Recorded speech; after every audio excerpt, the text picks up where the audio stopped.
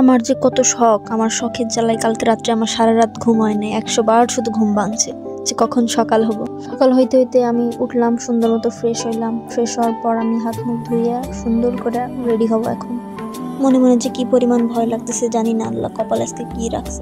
তারপর আমি আমার ফেসে হালকা একটু ময়শ্চারাইজার দিয়ে, হালকা একটু প্রাইমার দিয়ে সুন্দর মতো রেডি হইয়া আমি এখন যামু আমার উদ্দেশ্যে। যেহেতু যাচ্ছি তো ভাবলাম একটু সাজুগুজু তো করাই যায়। তো আমি বেশি কিছু না, একটু লিপস্টিক দিলাম, দেওয়ার পরে সোজা বাসা থেকে বের হয়ে গেলাম। তারপর হাঁটতে হাঁটতে হাঁটতে হাঁটতে আমার যে কি পরিমাণ কপাল ভালো ছিল আজকে, যে আমি যাওয়ার সাথে সাথে গাড়ি পাইছি। তারপর যাইতে যেতে যাইতে যাইতে হঠাৎ মনে পড়লো আমার একটু ক্লিপ নেওয়া উচিত। পরে যাইতে যাইতে আমাদের সেনাবাহিনীর লগে দেখা, রাস্তার সেনাবাহিনী। এই হচ্ছে আমার বিখ্যাত স্কুল, যেখানে আমি আজীবন পড়ছি, কিছুদিন পড়ছি। আপনারা হয়তো ভাবতে পারেন মায়েরা কই যাচ্ছে এত এক্সাইটেড নিয়ে। থামেন, মেয়া একটু পরে বলতেছি। পরে কি মনে এক আকাশ পরিমাণ ভয় নিয়ে যাচ্ছি, যে জানি না যদি কোনো খারাপ কিছু হয় আমার বাড়ির লোক আমার আস্ত রাখবো না। আর এই জিনিসটা নিয়ে কে কে প্যারা খান আমার একটু কমেন্ট করে জানান। অবশেষে পৌঁছেই গেলাম আমাদের বিখ্যাত হাটগোপালপুর বাজার। পরে যে তোমার মনে পড়ছে, আরে আমি তো আমার মার লগে ঝগড়া করে কিছু খাই নাই।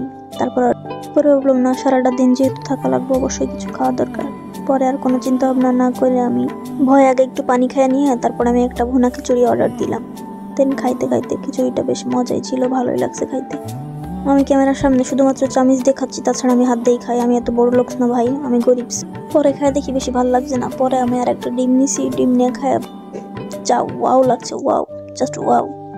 পরে খাইলাম, খাওয়াটা শেষ করলাম।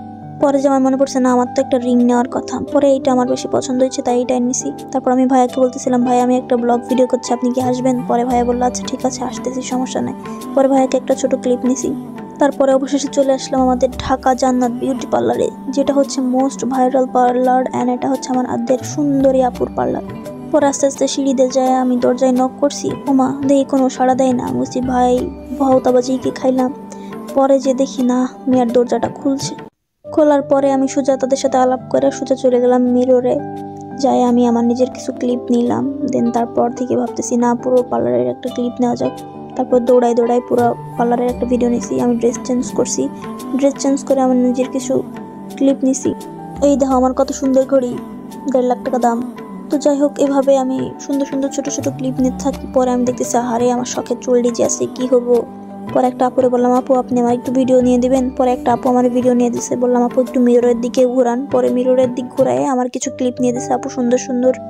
আপনারা হয়তো অনেকেই ভাবতে পারেন মেয়েটা পার্লারে কেন আসছে। আমি মেনলি আসছি আমার চুলটারে রিবন্ডিং করা, সুন্দর হয়ে সুন্দরী নায়িকা হইতে।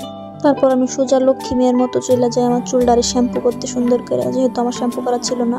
তারপর আমার চুলটারে সুন্দর মতো শ্যাম্পু করে দিছে, এত সুন্দর লাগছে আমার কাছে। তারপর সুন্দর মতো আমার চুলটারে ওয়াশ করে দিছে, এত মজা লাগতেছিল এই পার্টটা, যেটা আমি ভুলতেই পারতেছি না এখনো। তারপর আর কি আসলাম, আসার পরে আমার চুলটারে তো এখন শুকাইতে হবে।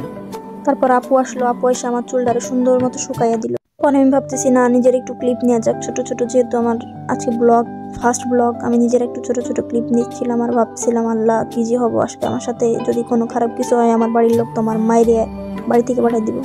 তারপর আর কি সুন্দর মতো আমার চুল এরা টানাটানি করছে, কি দেখি করছে জানি না, আমি মাঝে কিছু ক্লিপ নিতে ভুলে গেছি। পরে যে দেখি আমার চুল সুন্দর মতো প্যাক লাগাচ্ছে।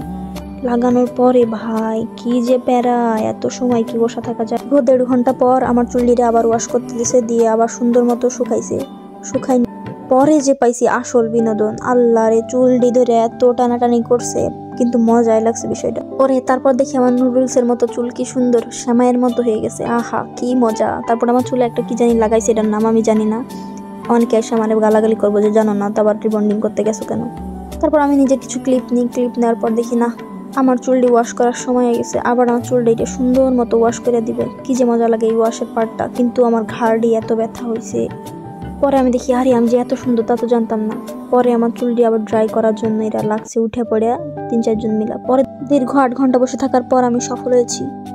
এই হচ্ছে আমার আগের, আর এই হচ্ছে আমার পরের চুল। কেমন হয়েছে আপনারা সবাই কমেন্ট করবেন। আর আমাকে চুল রিবন্ডিং করে কেমন লাগতেছে অবশ্যই বলে যাবেন। সো টাটা, ভালো থাকবেন, থ্যাঙ্কস ফর ওয়াচিং।